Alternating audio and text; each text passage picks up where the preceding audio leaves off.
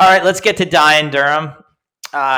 This Durham Corporation or Limited, the symbol is DND on the TSX, trades at $10, 400 or $542 million market cap.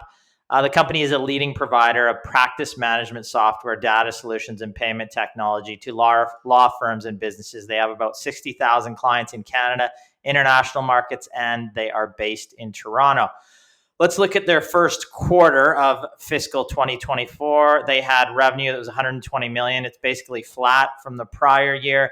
If you take out the impact of a divestiture, the revenues were up a modest 8%. Net income was negative $13.5 million. That's a decrease from last year. Now, if you look at adjusted EBITDA, it was up about 7% to $68.7 million in that quarter. What I'd like to focus on today in terms of looking at this business are the liquidity numbers, the balance sheet of this business. These are likely to improve as EBITDA and free cash flow are projected to improve this year. But we need to consider where the company is right now without projections. And quite frankly, most analyst projections on this company, it's been a buy at many of the brokerage houses in Canada for several years now. Most of them have been off the mark in terms of this company. So let's just look at net debt to EBITDA. It's 7.79 on a trailing basis. That's not so good.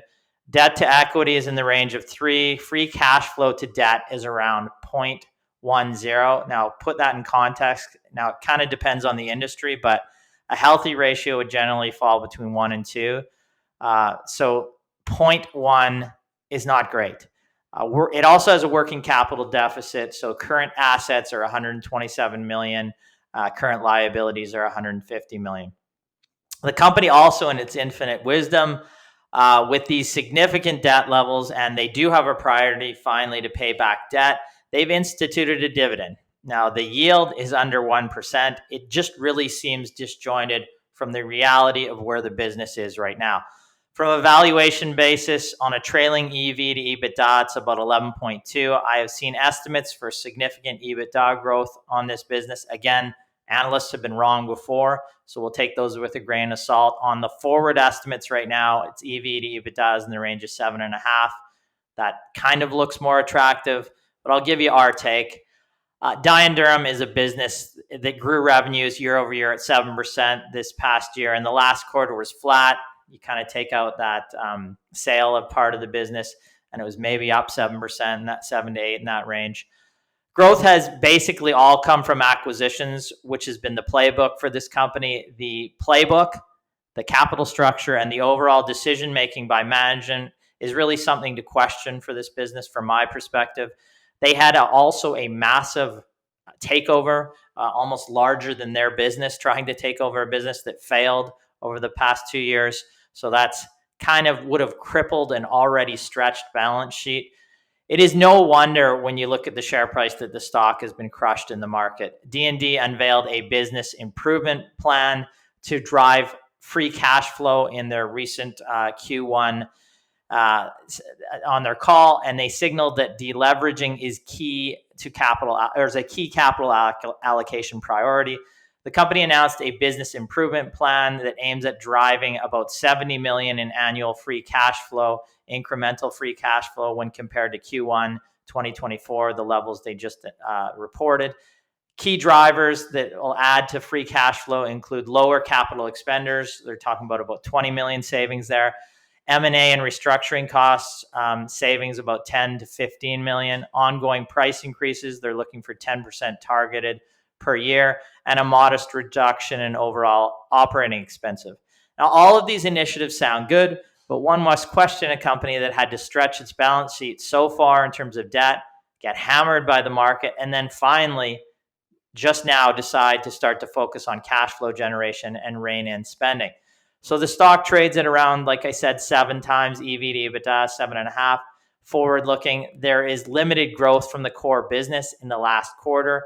I would question where the growth is going to come from going forward. Management, again, as stated, rightly so, the company's priority is to pay down debt. The team has kind of painted itself into a corner here. High debt, low core growth, high interest rate payments. It will be tough to grow via acquisition and it's a long road to pay down the debt. The company appears to me to be dead money in the near term. Perhaps the cost cutting will bear fruit. Perhaps DND will be bought out at some point, but I would not, if I was an acquirer, look to take on that debt at these levels. We would not invest in a business based on that possibility alone that it could be a takeover target.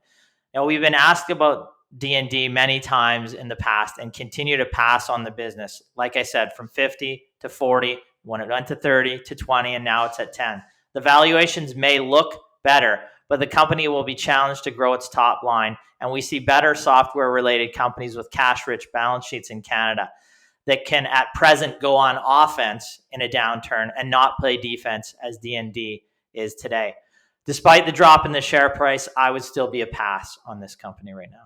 Yeah, it's very rare that we're going to, look at a company that has had such a decline in the market. I mean, typically a decline like that comes with a good reason. Not always, but, in the vast, vast majority of cases.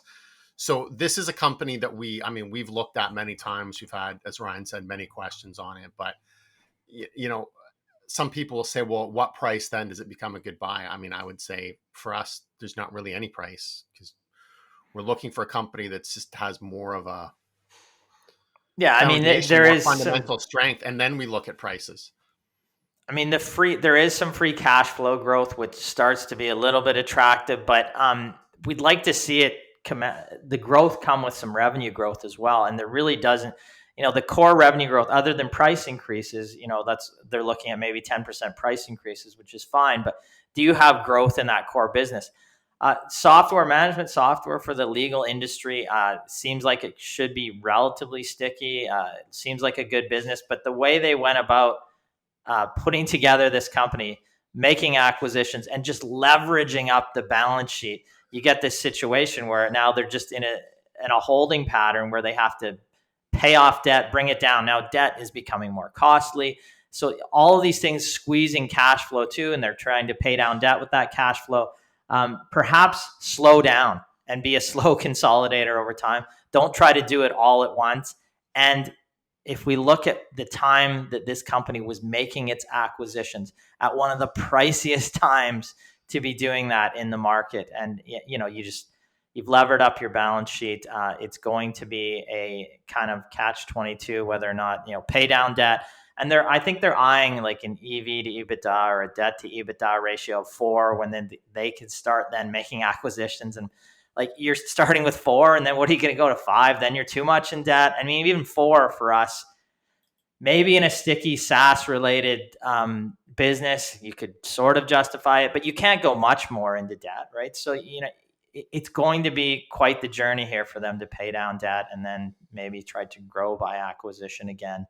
Perhaps they can cross-sell in their business. Perhaps they can grow their software business organically, but it's not there right now. They're talking about price increases being a growth, which isn't just adding new customers. It's fine. You can increase prices to existing customers, but I'd like to see more organic growth, better free cash flow, and then obviously they need to pay down debt. And you may just see at some point an equity financing, and I believe they recently had one again, so that you could have that type of dilution. They have been buying back shares, but it's like, okay, buy back shares, we got to pay back debt. There are other businesses out there. This is what we're trying to get to. We talked about one last week, a Canadian software business in Canada that has 250 million in cash in the bank rather than $1 billion in debt. And this is a time when capital is hard to come by. They can use that capital to buy businesses that come on sale and need capital. And I'd rather be in that situation. Plus, the two businesses that I'm talking about here trade on an EV to EBITDA basis, relatively similar valuation. So I'll take the business that has cash in the bank versus the business that is heavily indebted.